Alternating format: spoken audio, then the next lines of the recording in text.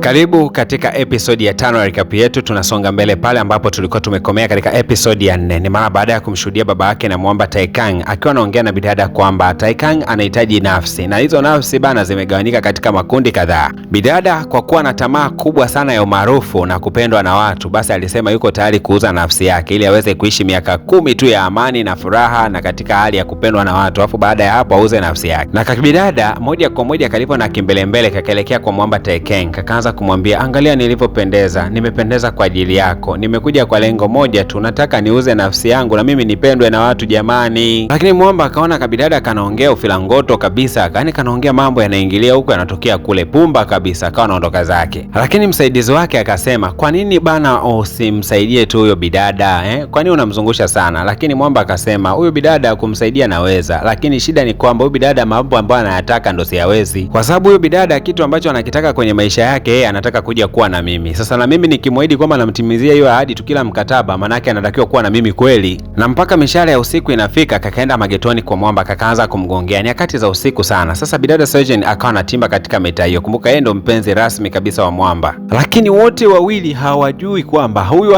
anayemtafuta na wanaenda nyumbani kwake ni shetani, kiumbe cha ajabu sana. Hasa bidada Surgeon akasema, wewe unakuja kufanya nini kwa mkurugenzi? Wewe kama mfanyakazi wa kawaida unakujaje kwa mkurugenzi mida kama hii? Hivi hujui kwamba waandishi wa habari mapaparazi wanaweza kukupiga picha katika maeneo haya na wakaibua skendo moja mbaya sana, na kama ikija kutokea hivyo basi na kuhakikishia kwamba utakuwa hauna kazi na hata kusogelea ile kampuni hautawahi kusubutu. Hebu toka hapa mara moja, mjinga mkubwa wewe, usizurezure kabisa na kuja katika maeneo haya siku nyingine, sawa? Na ile bidada ameweza kuondoka tu, basi bidada kakaka anagonga hodi. Mwamba akatoka nje. Bidada akasema, nimekuja na vinywaji nahitaji tunywe. Jamaa akasema, nimechoka nahitaji kupumzika, nenda nyumbani tutaongea kesho. Bidada Sojong akasema hata yeye mwenyewe amechoka pia na akaingia ndani. Basi Mwamba akamwambia bidada, kama ukichoka basi utakwenda kulala hapo hapo kwenye sofa. Basi Mwamba akawa anaelekea chumbani, lakini amefika tu katika ukuta fulani akaanza kujipiga kifuani, akasema, kwani moyo wangu unaenda hivi, yaani unadunda sana hivi? Ghafla akasikia bidada anapiga kelele, kuja kutazama kumbe bidada alikuwa amemwaga bia katika eneo la sofa. Basi Mwamba akasogea pale jirani akaanza kufutafuta lile sofa. Sasa namna alivyokuwa amesogeleana kwa ujirani, we bwana we. Sasa Mwamba Dojon leo alikuwa anaandaa tamasha kwa ajili ya siku ya leo jioni, na mgeni ambaye atakuwepo ni Mwamba Taekang. Sasa jamaa alivyoweza kumuona Taekang atakuwepo kama mgeni,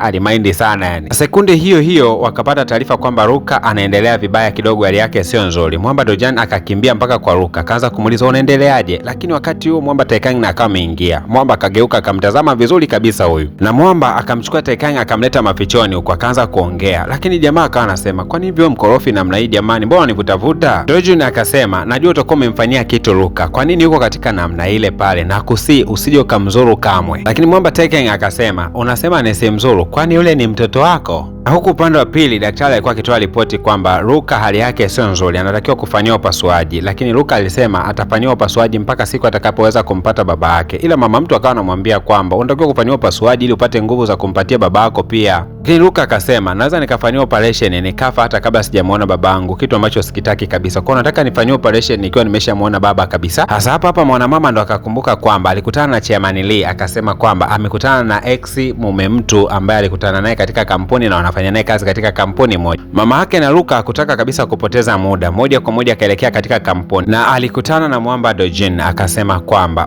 unafanana sana na baba yake na Ruka, sema wewe ni kijana sana, umri wako ni mdogo. Lakini Mwamba Dojin akasema yeye atamshawishi huyo mtoto wake mpaka afanyiwe upasuaji licha ya kwamba yeye sio baba yake. Jamaa akakumbuka mazonge yote aliyokuwa anayapitia. Kumbe Mwamba mpaka vile kupiga gitaa vile alivyokuwa mtaani alikuwa anahangaika kutafuta pesa kwa ajili ya mtoto wake. Na Mwamba anakumbuka kabisa kwenye mkataba wake alisema kwamba mtoto wake aje kuwa na afya. Ndo akagundua kwamba muda wa mkataba wake umekwisha kuisha, kwa mtoto wake afya yake imeanza kuzorota kama kawaida. Sasa Mwamba Dojon kwa sababu alijitambulisha kwamba na yeye ni mtoto wa huyu baba yake na Mwamba Ruka, basi akasema kwamba wewe kwa hiyo ni kakaangu. Sasa ningekushauri kakaangu ufanyiwe tu upasuaji kwa sababu upasuaji ni mdogo au gharimu chochote kile. Na alimwambia kwamba nitakuwa upande wako kakaangu kila dakika na kila saa, na kuahidi kukuchukulia uangalifu wakati wote. Mwamba Ruka alipoyasikia maneno alijisikia raha sana na akakubali kufanyiwa upasuaji.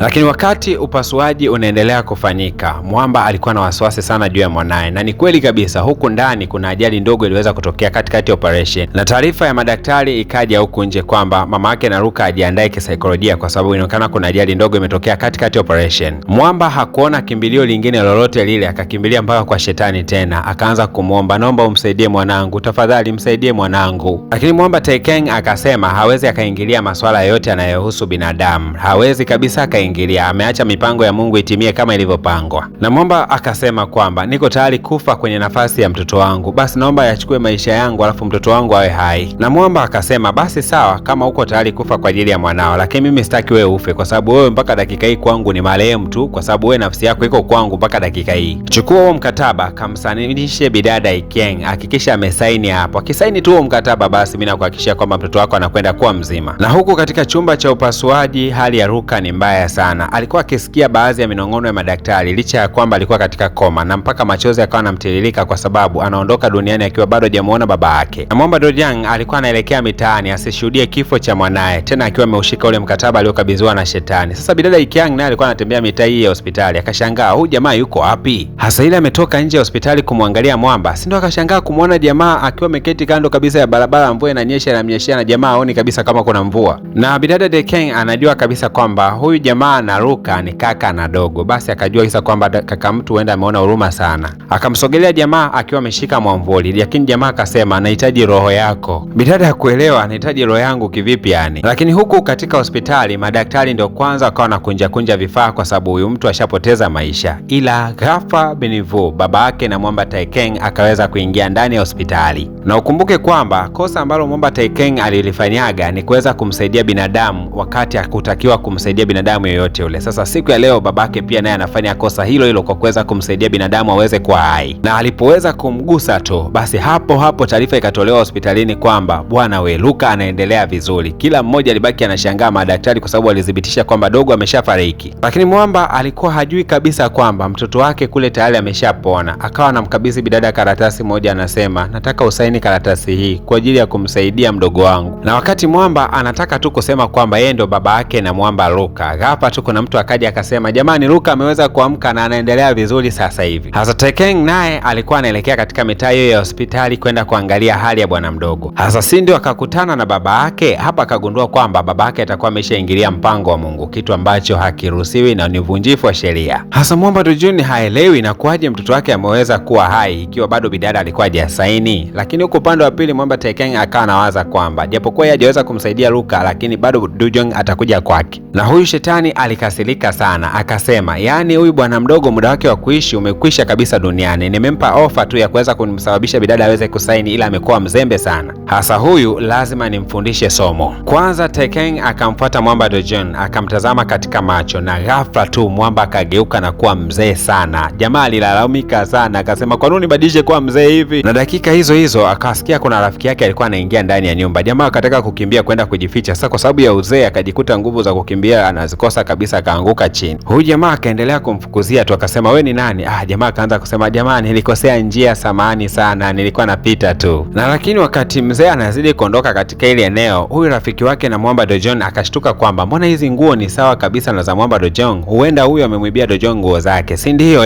Na basi akaanza kumfukuzia angalau aweze kurudisha nguo za rafiki yake. Katika harakati za kuendelea kumfukuza, jamaa akazidi kukimbia, akakimbia mpaka kwa Mwamba Taekang. Sasa ila amefika pale anagonga mlango, "Oya nifungulie huko ndani." Lakini akasikia sauti ya mtu kama anamfahamu hivi. Kumbe alikuwa ni yule bidada Sejun. Basi Mwamba Taekang akasema, "Je, uko tayari kushiriki chakula pamoja na sisi?" Yuko kupika bidada kule ndani. Lakini jamaa akasema, "Endelea kuenjoy chakula chako, lakini haya unayotufanyia iko siku utalipa tu. Kwa heri mwanangu." Basi Mwamba aliondoka akaenda kulala katika benchi katika mitaa. Unauma vibaya mno. Na Mwamba alijikuta mchana mzima hajala chochote zaidi ya kununua pipi za shilingi 100 ili angalau tu aipoze njaa kwa mate. Na mdogo akaanza kuelekea katika nyumba yake ya kwanza aliyokuwa akiishi, nyumba ya kimaskini. Alipofika pale kwanza alikunywa maji mengi sana. Wakati huo Mwamba Taekang akaweza kumtokea. Na Mwamba alimwambia Taekang kwamba kama ungelikuwa katika nafasi niliyopo mimi, na kuapia kwamba ungejua namna gani napitia uchungu mwingi ndani ya moyo wangu, lakini uelewi kwa sababu haupo kwenye nafasi yangu wewe. Mwamba akasema, "Sijaja kujua kwamba unahisi vipi ama hauhisi vipi. Nilichokuja kukukumbusha ni kwamba kwanza, muda wako wa kuishi duniani umepita. Narudia tena, nenda kamsainishe bidada ule mkataba ili uendelee kuishi. Lakini mwamba akasema, bana wewe nipe muda bana, niongezea hata mwezi mmoja nijipange. Mimi nakuhakikisha kwamba nafsi yake ndakuletea. Mbona kama vile tunafokeana rafiki yangu? Oh, unanipazia kabisa sauti. Hivi hujui kwamba hii sauti ambayo unanipazia utakiwa kuipazia kule jehanamu wakati unaungua na moto, kwa sababu mimi nimekuvumilia sana wewe, tofauti na binadamu yoyote yule duniani. Nakupa muda tena, nahitaji nafsi ya yule bidada. Hakikisha anasaini mkataba. Mwamba akamgusa katika bega. Jamaa anakuja kushtuka, yuko kitandani na ujana wake umerudi. Kwa sasa kazi ni moja, kuhakikisha kwamba bidada anakwenda kusaini ile fomu ili aweze kuingia katika mkataba wa kuyauza maisha yake ama nafsi yake. Na swali ni moja tu, je, itawezekana ama haitowezekana? Mimi naitwa DJ Paul na hii ni PVP Media Max. Nikukumbushe tu kwamba tamthilia hii inakwenda mpaka finali siku ya leo. Hakikisha tu kwamba umegusa alama ya subscribe kama bado, lakini pia umegusa alama ya kulike kama ndio kwanza unatufuatilia.